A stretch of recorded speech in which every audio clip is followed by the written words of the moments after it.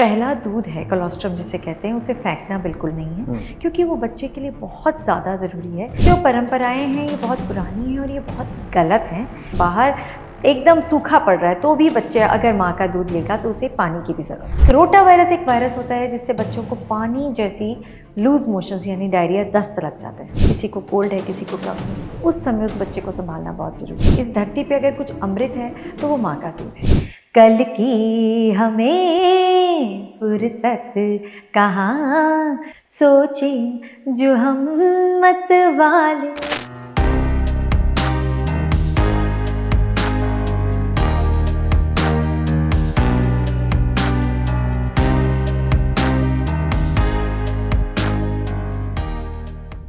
आज हमने अपने स्टूडियोज़ में जिस मेहमान को आमंत्रित किया है, आइए अब उनसे आपकी मुलाकात करवाते हैं। पेशे डॉक्टर हैं, MD पीडियाट्रिक्स हैं, चाइल्ड स्पेशलिस्ट हैं, डॉक्टर पूजा कपूर। मैम बहुत बहुत स्वागत पहले तो। शुक्रिया, थैंक यू, धन्यवाद। तो हम शुरुआत कहाँ से करें? उस समय से जबकि हम माँ के पेट में होते हैं तब से कर सकते हैं, या कि उसके बाद का जीवन जो हम इस संसार में आके आंखें खोल के दुनिया को देखते हैं वहाँ से?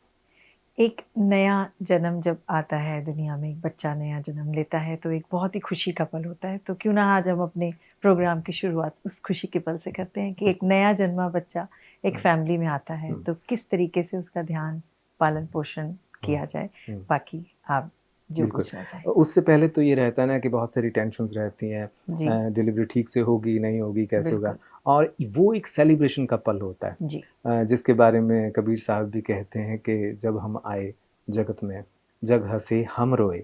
तो हम जब आके रोते हैं और दुनिया हंसती है तो वो वाकई दुनिया के लिए सेलिब्रेशन का पल होता है। तो चलिए वहीं से शुरू करते हैं। अब जब जन्म हुआ है और उस समय के तुरंत बाद भी कुछ चीज़ों का ख्याल रखना होता है या कि अब ठीक है जन्म हो गया, अब सेलिब्रेशन का दौर चलेगा और उसके बाद आपके पास यानी डॉक्टर्स का जो सिलसिला है वो शुरू होगा वैक्सीनेशन का?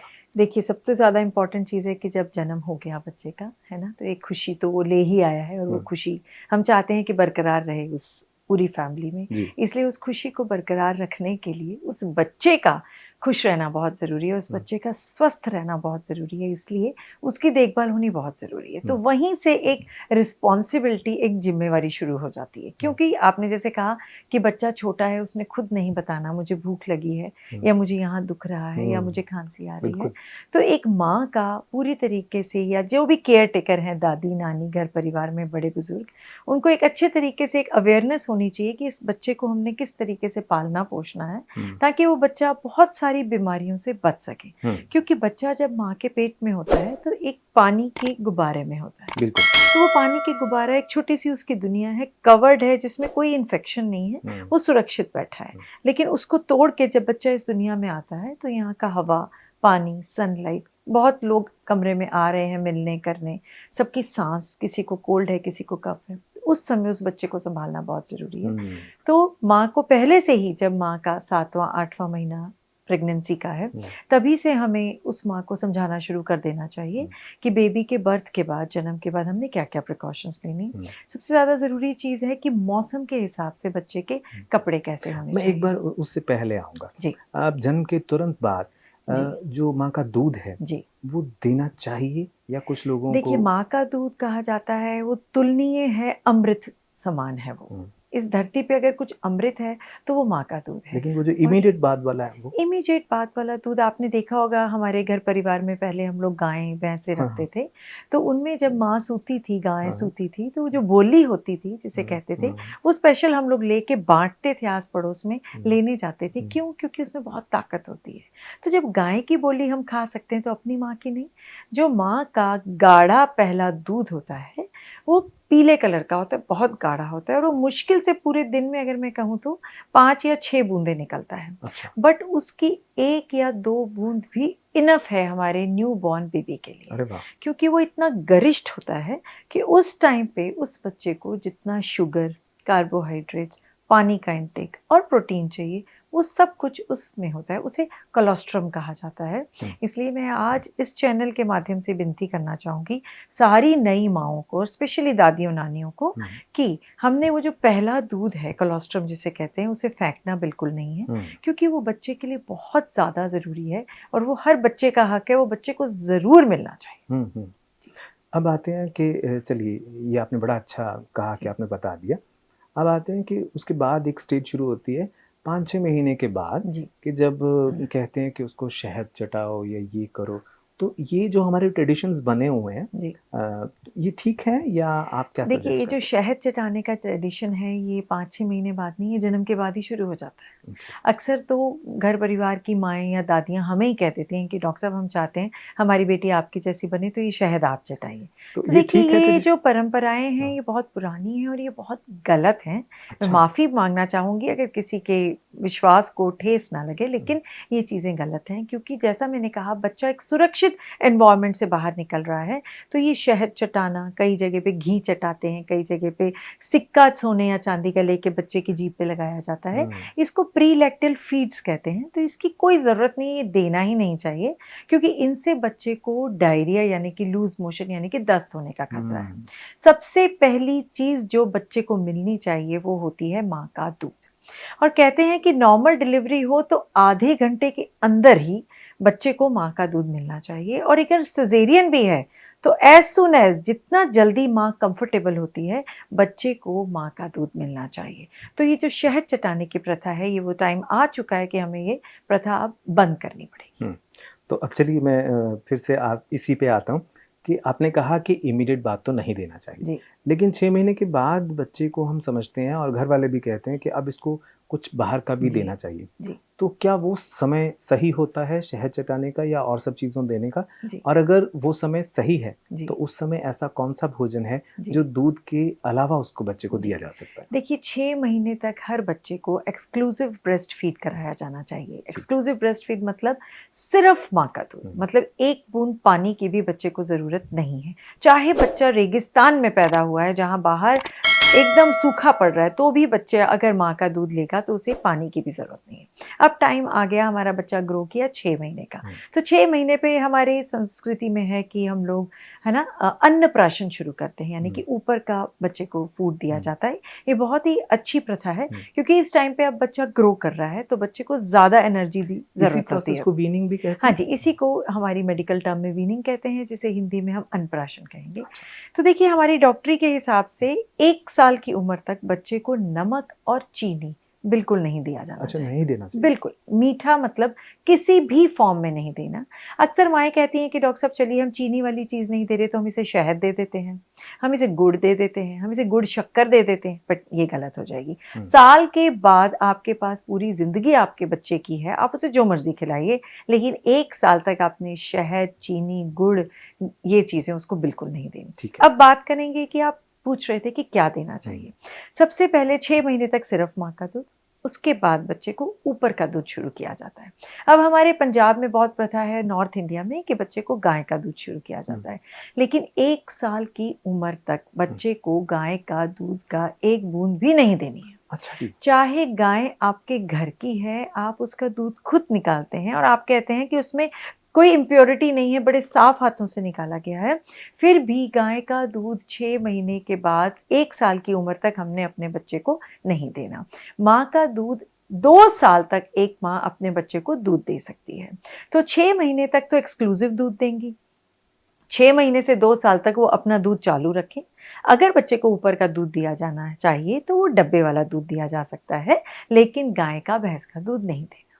ये तो बात थी दूध की। अब इसके अलावा बच्चे को खाना क्या दें? अब खाने में देखिए बहुत फैंसी चीज़ें मार्केट में है ना, अलग अलग नाम की सेरेलैक्स हैं, नेस्ले कंपनीज हैं, तो उनके अलग अलग सेरेलैक्स आते हैं, लेकिन हम वो रिकमेंड नहीं करते, क्योंकि वो बहुत महंगे प्रोडक्ट्स हैं। उसको बनाने के लिए फैंसी चीज़ें चाहिए, चम्मच चाहिए, कटोरी चाहिए, पानी पता नहीं किस तरीके का आप डाल रहे हो। व्हाट वी प्रेफर इज कि आप घर का खाना बच्चे को दीजिए। अब उसमें हर घर में दाल बनती है, तो शुरुआत आप मूंग मसर की दाल के पानी से कर सकते हैं। जस्ट 1 चम्मच से शुरू कीजिए। जब बच्चे का रूटीन बन जाए तो आप उबले चावलों का पानी दे सकते हैं, आप दलिए का पानी दे सकते हैं, फिर आप कुछ अलग दालों का पानी दे सकते हैं। तो पहले 15 दिन तो आप यही पानी दिए जाएंगे। जब बच्चे का आपने देख लिया सिस्टम सेट हो गया, बच्चा और मांग रहा है डाइट, फिर आप दालों को ज़्यादा उबाल के, उसको फेंक के, उसको ज़्यादा मैश करके दालों का इस्तेमाल करेंगे। उबले चावल दे सकते हैं, उबला दलिया दे सकते हैं। फिर बारी आएगी सब्जियां ऐड करने की, फिर आप सब्जियां ऐड कर सकते हैं, जैसे गाजर ज़्यादा उबाल के दे सकते हैं, आलू ज़्यादा उबाल के फेंक के दे सकते हैं, बट इसमें नमक और चीनी नहीं डाला जाएगा। ऐसे ही धीरे धीरे आप उस बच्चे के भोजन को और गरिष्ठ करते जाएंगे और अच्छे से 1 साल के बाद फिर हम कहते हैं कि बच्चे को आपके घर में जो सारा फूड बनता है वो पूरा फूड खाना आप दे सकते हैं। साल के बाद? जी, साल के बाद। अच्छा, अब आपने कहा कि 2 साल तक माँ का दूध बच्चे के लिए बेहद जाना चाहिए। हाँ, तो यहाँ पे ये है कि आजकल सब लोग हेल्थ कॉन्शियस और माएँ जो हैं वो फिगर कॉन्शियस बहुत ज़्यादा। जी। तो क्या ये वाकई सच है या कि मिथ है कि बच्चे को दूध पिलाने से माँ की फिगर आने वाले समय में वैसी नहीं रहती? इनफैक्ट मैं कहूँगी कि माँ की फिगर अगर अच्छी सेट रखनी है तो माँ को अपना दूध बच्चे को देना चाहिए। अब देखिए, कोई दूध की टंकी तो लगी नहीं, ये सारा कुछ ब्रेन से आ रहा है, यानी कि हमारे हार्मोन्स से आ रहा है। तो जितना बच्चे को माँ अपनी गोद में रखेगी और माँ सोचेगी कि मैंने अपने बच्चे को फीड देनी है, उतनी ही उसकी फीड पड़ेगी। अब जब एक माँ फीड देती है तो उसके बहुत सारे फायदे सिर्फ बच्चे को नहीं, माँ को भी होते हैं। कुछ इस तरीके के हार्मोन्स रिलीज होते हैं माँ के शरीर में कि जिससे माँ को माहवारी नहीं आती है। यानी कि 9 महीने, साल तक भी जब बच्चा हो जाता है तो कई बार माँओं को माहवारी नहीं आती। पीरियड्स की प्रॉब्लम नहीं आती, माहवारी नहीं आती। एक तरीके से कुदरत ने एक खेल बनाया है कि क्योंकि माँ का काम बढ़ गया, वो फीड दे रही है, तो उसको इस तरफ से रेस्ट दिया जाता है कि उसे माहवारी की प्रॉब्लम्स में नहीं फंसाया जाता। तो ये एक माँ को एक बहुत बड़ा रेस्ट मिलता है और उसके हेल्थ के लिए बहुत ज़रूरी है। हमारी माँओं का शरीर जो है ऑक्सीटोसिन, पिटोसिन ऐसे कुछ अलग हार्मोन्स से बना हुआ है जो तब सीक्रेट करते हैं जब माँ अपना दूध देती है। तो यही जो हार्मोन्स हैं माँ के यूट्रस को बहुत जल्दी से जल्दी अपने शेप में लेके आते हैं, बहुत जल्दी से अपने साइज में लेके आते हैं। माँ के पेट का साइज जल्दी नॉर्मल अगर करना है तो ज़्यादा से ज़्यादा माँ को अपना फीड बच्चे को देनी चाहिए। इससे उसकी फिगर अच्छी मेंटेन रहेगी। कई तरीके के कैंसर हैं, जैसे ओवेरियन कैंसर, ब्रेस्ट कैंसर, वो भी उन माँओं को चांसेस बहुत कम होते हैं जो माएँ अपने बच्चों को दूध पिलाती हैं। बहुत बढ़िया। अब आते हैं वैक्सीनेशन के ऊपर। जी। अगर माँ के दूध में इतनी ताकत है और जैसे आप बता रहे हैं कि अगर किसी ने ये सब ऐसे ही दालों का पानी और सही से काम किया जी, तो क्या हम मान के चलें कि बच्चा अब बीमार नहीं होगा और उसको वैक्सीनेशन की कोई ज़रूरत नहीं है? जी। या कि आप समझते हैं कि तब भी वैक्सीनेशन? देखिए, वैक्सीनेशन मतलब हमारे बाहर की दुनिया में बहुत सारी बीमारियां हैं। जब बच्चा अंदर से बाहर आता है तब बच्चे को नहीं पता कि यहाँ पे टीबी भी है, जॉन्डिस भी है, यहाँ टाइफाइड भी होना है, बहुत तरीके की बीमारियां हैं। एक छोटा सा बच्चा, अभी उसका इम्यूनिटी तंत्र जो है वो अभी डेवलप नहीं हुआ। जैसे जैसे बच्चा ग्रो करेगा, उसे सही टाइम पे सही फीड मिलेगी, ऊपर की डाइट, माँ की फीड मिलेगी, तो उसका वो इम्यूनिटी तंत्र जो है वो स्ट्रांग होता जाता है। लेकिन उस टाइम को संभालना बहुत ज़रूरी है, क्योंकि उस टाइम पे बहुत तरीके की बीमारियां होती हैं जो बच्चों को हो सकती हैं। इसीलिए जो वैक्सीनेशन है वो पहले दिन से ही शुरू करना पड़ता है। अच्छा जी, जैसे हमारे इंडिया में टीबी की बीमारी बहुत ज़्यादा कॉमन है, तो उसका हम पूरा बचाव कर सकते हैं। 100% वो क्योर है अगर हम अपने बच्चों को जन्म के 24 घंटे के अंदर अंदर BCG का वैक्सीन लगवाएं, जो कि हमारी सरकार की तरफ से फ्री भी लगाई जाती है सेंटर्स में। तो हर बच्चे को जन्म के साथ ही BCG का इंजेक्शन, जिसे हम कहते हैं लोद्दा इंजेक्शन लगता है, वो लगाना बहुत ज़रूरी है इंडिया में। इसके साथ ही जन्म के साथ ही हम पोलियो की 0 ड्रॉप्स पिलाते हैं। पोलियो एक ऐसी बीमारी है जिसको अगर हो जाए किसी बच्चे को तो आप देखते हैं पूरी जीवन के लिए उसके है ना पैर लंगड़ा के चल रहा है, कितनी तकलीफ है। जबकि ये एक ऐसी बीमारी है जिसको हम सिर्फ 2 बूंद पिला करके बचा सकते हैं। सकते हैं। तो क्यों ना इन बीमारियों से हम अपने बच्चे को बचाएं। अगर, और ये इतनी सस्ती वैक्सीन हैं कि ये हर बच्चे को लगनी चाहिए। जैसे कि आपने देखा अमिताभ बच्चन जी ने भी, और हमारी गवर्नमेंट भी समय समय पर उपराले करती रहती है, 2 बूंद जिंदगी की। तो जन्म के साथ हर बच्चे को BCG का इंजेक्शन और पोलियो की 2 बूंद जरूर पिलाई जानी चाहिए। फिर जैसे जैसे बच्चे की उम्र आगे बढ़ती जाती है, 1.5 महीने, 2.5 महीने, 3.5 महीने पे कुछ स्पेशल वैक्सीन आती हैं, क्योंकि ये बच्चे 6 महीने से जो छोटी उम्र के होते हैं वो बहुत प्रोन होते हैं कुछ जानलेवा बीमारियों को, जैसे कि दस्त की बीमारी, जिसे कि हम डायरिया कहते हैं, न्यूमोनिया की बीमारी। तो पहले के ज़माने में तो बच्चे यूं ही चले जाया करते थे कि हाँ वो उनका बच्चा हुआ और उसे कुछ बीमारी हुई, सर्दी खांसी बुखार था और वो बच्चा जी पूरा हो गया।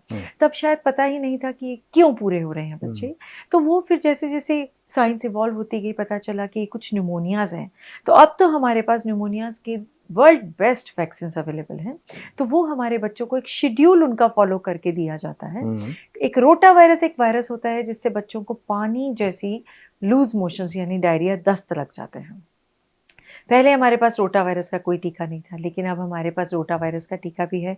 और बहुत ही सुंदर चीज़ उस रोटा वायरस टीके की ये है कि वो पिलाने वाला टीका है। अच्छा। तो उसके लिए सुई भी नहीं लगानी है। तो ये कुछ टीके हैं जो कि 1.5, 2.5, 3.5 महीने पर अगर बच्चे को लगते हैं तो ये लाइफ लॉन्ग बच्चे को इम्यूनिटी देते हैं न्यूमोनिया और दस्त की बीमारियों से। उसके बाद वैसे तो आप बच्चों के बारे में सारी बातें कर रहे हैं, लेकिन अब ये है कि अब एक और बड़ा वायरस आ गया है जो बच्चों के लिए शायद बेहद ख़तरनाक है।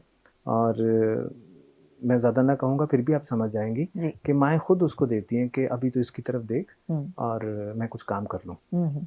देखिए, वो जो एक मोबाइल है ना, एक बहुत बड़ी बीमारी बनता जा रहा है, जो मुझे लग रहा है कि सिर्फ बच्चों में नहीं, माओं में भी हो गई है। इसका कोई इंजेक्शन नहीं बनाया? इसका इंजेक्शन भी बस बना ही रहे हैं, हम उसी ओर चले हुए हैं। लेकिन मैं सच में आज इस चैनल के माध्यम से कहना चाहूँगी कि जो मोबाइल है ना, वो हमारे बच्चों को बहुत ज़िंदगी ख़राब कर रहा है। एक तो उनकी फ़िज़िकल एक्टिविटी कम हो रही है, बच्चों के स्टेमिनास कम हो रहे हैं, उनका इम्यूनिटी तंत्र जो है वो स्ट्रॉन्ग नहीं हो पाता, क्योंकि जितना हम खेलने जाते हैं, खुली हवा में जाते हैं, हमारी इम्यूनिटी उतनी स्ट्रॉन्ग होती है। दूसरा जो साइड इफ़ेक्ट है मोबाइल का, वो हमारे बच्चों की आँखों पर पड़ रहा है। हमारे बच्चों को बहुत छोटी छोटी उम्र में चश्मे के नंबर लग रहे हैं, और वो भी बहुत ज़्यादा नंबर आते हैं। ड्राई आइज़ की प्रॉब्लम हो रही है। ड्राई आइज़ की प्रॉब्लम इतनी ज़्यादा बड़ों को तो हो ही रही थी, अब बच्चों को भी होने लग पड़ी है, जिसके लिए उनकी आंखों में स्ट्रेन पड़ना, और भी मल्टीपल प्रॉब्लम्स हैं। एक सबसे ज्यादा जो चीज अब निकल के आ रही है कि बच्चों की मेमोरी खत्म हो रही है, बच्चों की याददाश्त पे असर पड़ रहा है।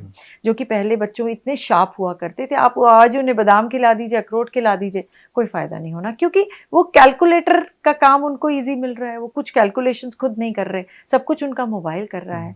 तो इस बीमारी के बारे में तो सीरियसली हमें ध्यान देना ही पड़ेगा। जी, चलिए, ये भी हमने पॉइंट टच किया। अब आते हैं कि एक स्टेज ऐसी आती है फिर जीवन में, हम हंस खेल लिए, अच्छा कुछ हुआ, और उसके बाद हम पढ़ लिए, लिख लिए, और ईश्वर की बहुत कृपा रही, तो उस घर में जिसमें आप जैसी बेटी पैदा हुई, वो डॉक्टर भी बन गई और सब खुश हैं। लेकिन डॉक्टर को भी कभी तो अवसाद होता होगा, कभी तो टेंशन होती होगी। तो अब सब चीज़ें अच्छी होने के बाद भी उम्र के किसी पड़ाव में जिसमें आप इस समय हैं, आपसे मैं इसलिए पूछ रहा हूँ क्योंकि आप एक महिला होते हुए भी बहुत सारे तरीके से अपने समय को भी और अपने आप को भी व्यवस्थित करती हैं। तो कैसे हो पाता है, और ऐसे कौन से टिप्स आप समझते हैं कि जीवन में हमें अपनाने ही चाहिए? जी, बहुत ही अच्छा सवाल आपने पूछा, जो कि बहुत ज़रूरी भी है आज के टाइम में। मेरा ये मानना है कि जब तक जीवन है तब तक स्ट्रेस रहना है। कोई भी एक पल ऐसा नहीं होता कि जब आपको टेंशन ना हो या स्ट्रेस ना हो। अभी मैं यहाँ बैठी हूँ, लेकिन माइंड में बहुत कुछ चल रहा है कि हॉस्पिटल में वो एडमिट करके आई हूँ बच्चा, या जाके ये चीज़ करनी है, या वो कैसे होगा, ठीक होगा नहीं होगा, क्या चीज़ें। तो ये स्ट्रेस तो रहने ही वाला है। अगर हम सोचें कि हम हिमालय पर्वत पे जाके बैठ जाएं, तो भी हमारा ध्यान अपने बच्चे, अपने परिवार, अपने काम में रहने वाला है। तो मैं चाहती हूँ, और जो मेरा संदेश होता है, कि इस स्ट्रेस को ही अपनी ताकत बनाओ। इस स्ट्रेस से ही, मतलब इस स्ट्रेस को थोड़ा सा अपने आप में इसको मैनेज करना सीखो, फिर देखो जिंदगी कितनी ब्यूटीफुल हो जाती है। कैसे? देखिए, सबसे पहले एक तो अपनी लाइफ को थोड़ा सा डिसिप्लिन करने की जरूरत है। सबके पास काम है, टाइम आज किसी के पास नहीं, चाहे वो बड़ा है चाहे वो बच्चा है। हर किसी की जबान पे यही है कि टाइम नहीं है, मम्मा टाइम नहीं है, दीदी टाइम नहीं है ना। तो उस टाइम को थोड़ा सा मैनेज करें। अपना रात को जल्दी सोना शुरू कीजिए, 9:30, 10 इनफ, तब तक आपका दिन खत्म हो जाना चाहिए। 7 बजे अपना भोजन कर लीजिए, खूब अच्छा सा भोजन कीजिए, बहुत हैवी भोजन नहीं होना चाहिए, अच्छा हेल्दी भोजन कीजिए। हाँ जी, इवनिंग 7 बजे से पहले अपना खाना फिनिश कीजिए। हाँ जी, मेरी ओपीडी 6 से 8 होती है, लेकिन मेरी कोशिश होती है कि मैं 7 बजे 15 मिनट का ब्रेक लेके अपना भोजन खत्म करके अगेन अपने पेशेंट्स देख के उसके बाद में अपने डे टू डे लाइफ के अपने अगले दिन की सारी सेटिंग करती हूँ। 9:30 10 बजे तक सच में ये है कि मेरा बेटा मेडिकल कॉलेज पढ़ रहा है, तो वो उसको पता है कि अगर 10 बजे के बाद फ़ोन किया तो मम्मी सो गई होंगी, तो वो 9 बजे के आसपास ही हेलो हाय जो भी बात करनी, इसलिए अपने शेड्यूल को थोड़ा सेट कीजिए। 9:30 10 बजे के आसपास बेड पे जाइए, प्रभु का नाम लीजिए, उसको शुक्रिया कीजिए, भगवान का शुक्रिया कीजिए, अपने घर परिवार का शुक्रिया कीजिए, अपने गुरुजनों का शुक्रिया कीजिए, अपने स्टाफ का शुक्रिया कीजिए जो आप काम करने में मदद करते हैं, और बहुत ही प्यारी नींद सोइए ताकि आप सुबह 4:30 पौने 5 बजे तक उठ सकें। जितना जल्दी आप सुबह उठेंगे उतना जल्दी आपका दिन जो है ज़्यादा अच्छा व्यवस्थित रहेगा। अब 5 से 8 हर किसी का अपना ऑफिस का टाइम जो है 9 बजे के आसपास शुरू होता है, तो 5 से 8 का टाइम जो है वो पूरा अपने आप को दीजिए, अपने माइंड को, अपनी बॉडी को। बहुत कुछ है करने के लिए, बहुत एक्टिविटीज़ हैं करने के लिए। आज तो हर था पे जिम्स खुल रहे हैं, है ना? बहुत कुछ है, जो भी आपकी वैरायटी है, जो भी आप चाहते हैं, लाइक करते हैं, उसके ऊपर आप जा सकते हैं। और मैं तो कहती हूँ स्पेशल जिम जाने की भी ज़रूरत नहीं है, हर घर में सीढ़ियाँ होती हैं। अपनी सुबह उठिए अपना नित्य कर्म करने के बाद और अपनी सीढ़ियाँ 10 बार ऊपर चढ़िए, 10 बार नीचे आइए, अपने परिसर का राउंड 10 बार दौड़ते हुए लगाइए। दौड़ नहीं सकते तो थोड़ा स्लो दौड़िए, और स्लो नहीं दौड़ सकते तो चलिए, फास्ट चलिए, धीरे चलिए, बट चलिए, बेड को छोड़िए। मेरा एक फॉर्मूला है कि संडे के दिन या किसी छुट्टी वाले दिन भी मैं सुबह ही तैयार होकर शूज पहन लेती हूँ। अच्छा। अगर आप जूते पहन लोगे तो आप बेड पे नहीं बैठे रहोगे, नहीं तो आप बेड पे बैठे बैठे टीवी देखते रहोगे, खाते रहोगे। अपने शूज पहनोगे तो आप कुछ ना कुछ करते रहोगे। कहीं ना कहीं अपने बॉडी को, अपने माइंड को इन्वॉल्व रखना ज़रूरी है। थोड़ा सा गुनगुनाइए, थोड़े से गीत सुनिए, किसी की मदद ज़रूर कीजिए। एक अपने लाइफ का मोटो रखो कि एक दिन में एक अच्छा काम ज़रूर करना है, दूसरे को तो फायदा होगा ही होगा, जो खुशी आपको मिलेगी वो मैं बता नहीं सकती। तो गुनगुना के बताइए फिर। पहले आप भी मेरे साथ गुनगुनाइए। मैं गुनगुनाता हूँ। कुछ सुनते हैं, सुनाते हैं। जीवन के दिन छोटे सही, हम भी बड़े दिल वाले, कल की हमें फुर्सत कहाँ, सोचें जो हम मत वाले। वाह, ये तो आज की सच्चाई है कि कल की तो हमें फुर्सत ही नहीं है। आज का दिन ब्यूटीफुल, सुंदर होना चाहिए। इसके बारे में शायद यूं भी कहते हैं कि जिसे भी देखिए वो अपने आप में गुम है, जुबां मिली है मगर हम जुबां नहीं मिलता, कभी किसी को मुकम्मल जहां नहीं मिलता। आपने बहुत अच्छी बातें कही और संगीत की भी बात आपने कर दी। क्या योग जो आजकल बहुत प्रचलन में है, जी, पूरी विश्व में हम योग के लिए जाने जाते हैं, बिल्कुल, तो आप समझते हैं कि बचपन से ही योग किसी तरह से हमें करना चाहिए या करते हैं?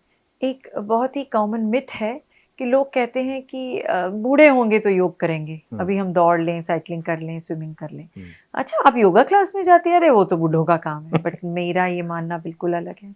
जितना जल्दी आप योग से जुड़ेंगे, जितना जल्दी आप योग से जुड़ेंगे, उतने ही आपके जीवन में खुशी आएगी, आप स्टेबल हो जाएंगे, स्टेबिलिटी आपकी जिंदगी में आएगी, हर चीज की आपको इंपॉर्टेंस पता चलने लगेगी और आप खुश रहना शुरू होंगे, आप हेल्दी हो जाएंगे। तो मेरे तो यही इल्तिजा है हर माँ से, हर पेरेंट से कि जितना जल्दी खुद और अपने बच्चों को भी योगा से जोड़िए। देखिए, योगा के बहुत फॉर्म्स होते हैं। आजकल पावर योगा आ गया है जिसमें फुल बॉडी एक्सरसाइजेस होती हैं, मेडिटेशंस होती हैं, ब्रीदिंग एक्सरसाइजेस होती हैं, जो प्राणायाम है। मैं आपको चैलेंज कर सकती हूँ, अगर आप इधर आधा घंटा बैठ के अभी प्राणायाम कर लें कॉन्टिन्यूस, तो आप पसीने से भर जाएंगे, चाहे इस रूम में एसी लग रहा हो, इतनी पावर है उसमें। तो मतलब वो चीज़ें बहुत ज़रूरी हैं अपने आप को हेल्दी रखने के लिए, बाहर से ही नहीं, अंदर से भी। योगा आपके माइंड के लिए ज़रूरी है, आपकी सोल के लिए, आपकी आत्मा के लिए ज़रूरी है, आपके लंग्स की एक्सपेंशन के लिए ज़रूरी है, आपके हार्ट हेल्थ के लिए ज़रूरी है, आपके लिवर के लिए ज़रूरी है, आपकी मांसपेशियों के लिए ज़रूरी है। तो yoga is a complete exercise, इसलिए दिन में टाइम निकाल के कम से कम आधा घंटा योग हर किसी को करना चाहिए। और एक आपको एक बहुत ही इंटरेस्टिंग बात बताऊं, अभी हम छुट्टियों के लिए अमेरिका यूएस गए थे, तो वहाँ पे अभी हम उतरे ही हैं तो मेरा बेटा दौड़ता हुआ आ गया कि मम्मी जल्दी चलिए, बाहर मैट्स बिछ रहे हैं और बहुत बड़े लेवल पे योगा हो रहा है। सो आई वाज सो हैप्पी कि हमारा योग जो है यूएस में टाइम्स स्क्वायर में, आप मानेंगे कितने 2,500-3 हजार लोग एक साथ उन्होंने योग किया। तो ये बहुत बड़ी पावर है हमारे योग की। और आपकी भी पावर महसूस कर रहा हूँ, इतने देर से आप और इतना अच्छा और इतना सारा कुछ बता रहे हैं।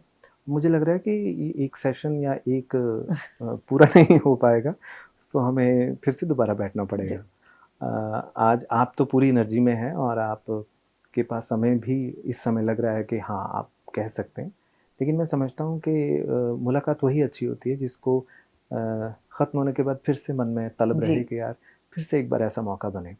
तो ऐसी इच्छा के साथ, ऐसी अभिलाषा के साथ और आपसे इस उम्मीद के साथ कि आप भी अपने व्यस्त समय में से कुछ समय इसी तरह से फिर से हमारे लिए और हमारे दर्शकों के लिए निकाल पाएंगे।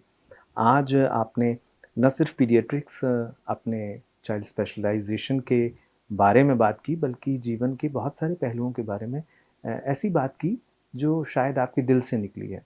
और ऐसा कहा जाता है कि जो बात दिल से निकलती है वो दिल तक जाती है।